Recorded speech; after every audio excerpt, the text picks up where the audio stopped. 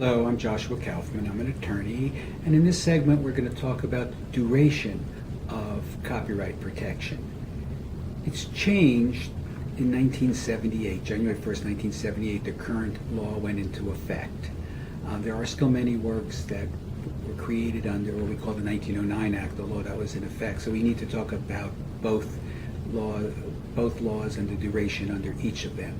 Currently, for a work created, the term of copyright is life of the creating party plus 70 years. In other words, the heirs get 70 years worth of rights. If two people create a work and it's a work of joint authorship, it's from the death of the second joint author plus 70 years.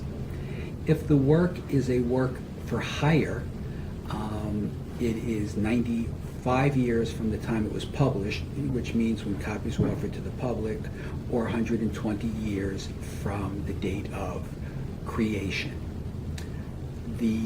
For works that were created in the United States by U.S. authors before 1923, they are in the public domain. And that's a bright line because those copyrights expired before January 1st, 1978, when the new law went into effect, and the new law only brought with it the laws that were currently protected by copyright.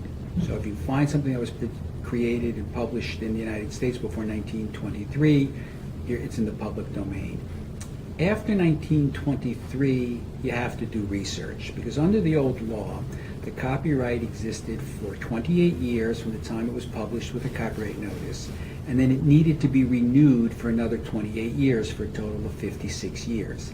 If you didn't have a copyright notice on it when you first published it, it went into the public domain. If you didn't renew it, it went into the public domain. But if you did follow both of those, and it was still in its copyright term on January 1st, 1978, they were automatic extensions for the works. Generally, they were 67 years from the earlier date.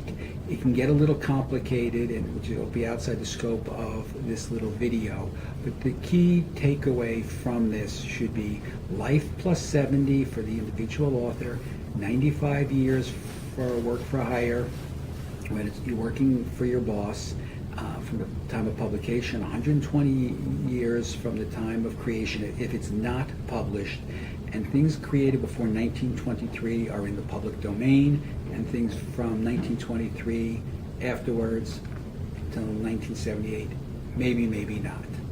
Thank you very much.